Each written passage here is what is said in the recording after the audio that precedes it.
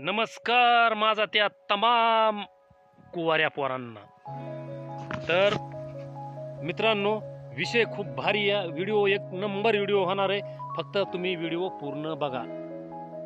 तर ह्या व्हिडिओमधून तुम्हाला थोडीफार मदत होईल, त्याच्यामुळे म्हणतो व्हिडिओ तुम्ही पूर्ण बघा। तर भावांनो, आता आलेली आहे लगन सराई। तर कमीत कमी ह्या सीझनमध्ये 100 ते 150 पोरांचं लग्न झालं पाहिजे। मग ते आता प्रयत्न तुम्ही करायचा आहे स्वतः। तर आता दुसऱ्याच्या भरोश्यावर राहू नका। पहिली गोष्ट तर ते सोयरपण आणतील, येईल सोयरपण, बघून घेऊ, बघा येईल। माझ्या मामाकडे 3 पोरी, हे समज विसरून जा। कारण की सोयरपण आता आणायचं सोडून दिलेलं आहे। सोयरपण आणणारी मंडळी फार हुशार झालेली भावांनो। तर ते म्हणतात सोयरपण जर आणलं चांगलं झालं तर ठीक आहे, नाही झालं तर मग आपल्या खेड्यातल्या तर बाया माहिती तुम्हाला, घराच्या बाहेर निघू देणं मुश्किल आहे त्या माणसाला। बोटं मोडू मोडू किती सराप देतील ते। त्याच्यामुळं ती मंडळी आता गायब झालेली आहे। ते माणसं म्हणतात सोयरपण आणणारे एका परीचं इकडे हिरीत पडलेलं परवडल, पण सोयरपणात पडायचं नाही म्हणून म्हणतोय। आणि तुम्ही जर म्हणताल गपलीत राहताल, माझ्या मामाकडं 3 पोरी येतात, त्याच्यातली मी एखादी उडवील पोरगी, तर भावांनो चुकीचं चुकताव। मामाची पोरगी उडविणं सोल्प नाही, तर मामाची पोरगी उडविण्याच्या आधी मामाच तुम्हाला उडवून लावील। ते काय मामा 2000 म्हणजे 10 वर्षाखालचे मामा नाहीत, ते 10 वर्षापूर्वीचे मामा होते मामाकडे। त्यांना आपला सलाम आहे, त्या मामांना स्लोट आहे। 10 वर्षाखालच्या मामाला, 10 वर्षाखालचे मामा होते ते काही स्वार्थी नव्हते, विचार करीत नव्हते, बेधडक आपल्या भाषेला पोरगी देऊन टाकीत होते। पण आताचे मामा भावांनो कावळे मामा आहेत, कावळे नाग मामा आहेत, नाग आताचे। ते भाषेचा काडीभर विचार करणार नाहीत भावांनो। तुम्ही जर फोन लावला, मामा एखादी देताव का तिनीतली, मामा म्हणील नो भाचेराव नो। मग भाषा जर म्हणला मी इकडे आत्महत्या करील, मामा म्हणील मर, मी येतो हराळ उचलायला। इतक्या पुढच्या लेवलचे भावांनो मामा। त्याच्यामुळं मी तुम्हाला सांगतोय भावांनो, तुम्ही कुणाच्या भरोश्यावर राहू नका। कारण मला एक गोष्ट सांगा, आतापर्यंत आपण प्रत्येक गोष्टीला लक्ष देऊन ऐका, प्रत्येक गोष्टीला आपण स्वतःहून काम करताव। शेतीमध्ये स्वतःहून, काही घ्यायचं झालं स्वतःहून, हर गोष्टीमध्ये आपण पुढाकार घेताव। पण लग्न जमवायचं का दुसऱ्याच्या भरोश्यावर राहायचं नाही, भरोश्यावर दुसऱ्याच्या अजिबात भरोश्यावर राहायचं नाही।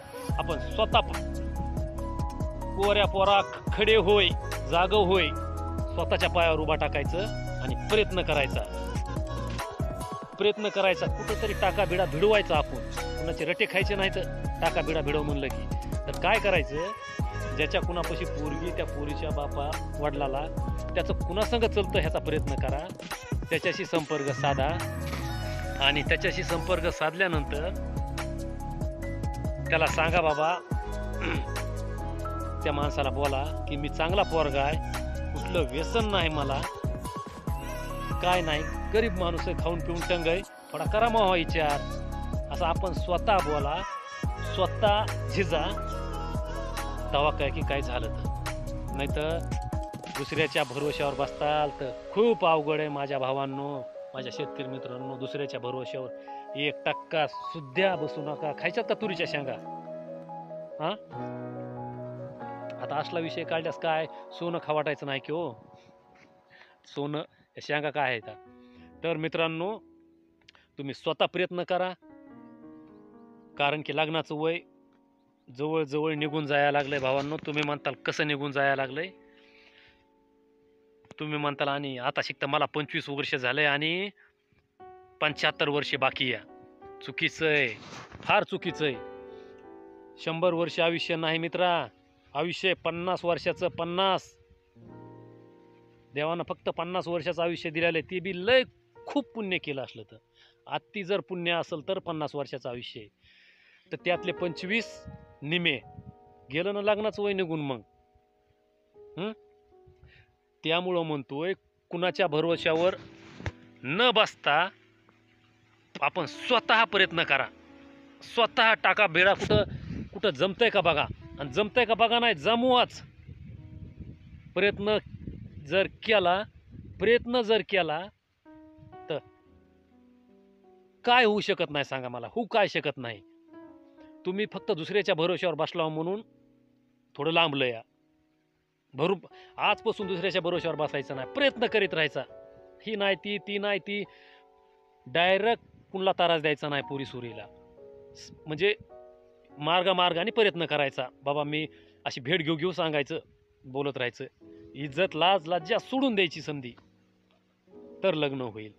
मग तुम्ही म्हणताल एवढं केल्यास, आपण पाठीमागं लागल्यास हुंडा द्यायची नाही, तर हुंड्याला जाळायचं नाही. हुंडा काय पुरत नाही, हुंड्याला काही करायचं नाही आपल्याला. लग्न महत्वाचं आहे, बायको महत्वाची.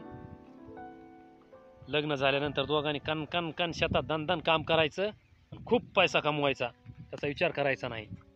त्याच्यामुळं म्हणतो मित्रांनो, दुसऱ्याच्या भरोश्यावर काडीभर राहू नका. आता मी सध्या जर म्हणलं तर मी आता हे आता मी शांत बसणार नाही. आता यूट्यूबनं बी आपले व्हिडिओ प्रमोट करायला चालू केलेले इथं यूट्यूबनं.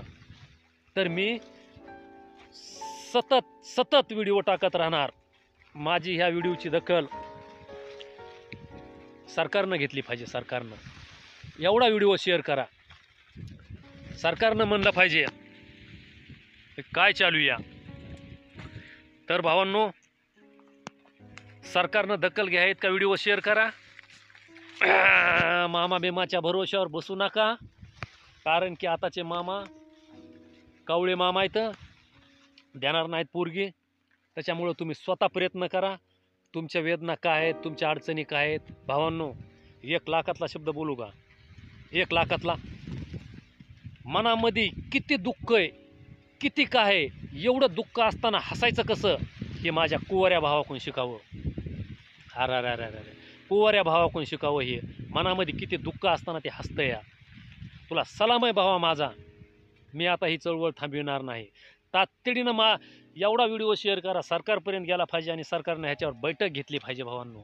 बैठक नवीन सरकारने, त्या बैठकीत निर्णय असा झाला पाहिजे की 5 वर्षे सर्व्हिसदाराला कुणीही पोरगी द्यायची नाही. जर पोरगी दिली तर त्याच्यावर तातडीने निर्णय घेतला जाईल. मग काय, मग समजा पोरी इकडंच ना, दनादन एका वर्षामध्ये पूर्ण बॅच खाली माझ्या शेतकरी पोरांची. तर व्हिडिओ पूर्ण बघितल्याबद्दल तुमचे धन्यवाद. भेटू पुढच्या व्हिडिओमध्ये. जय हिंद.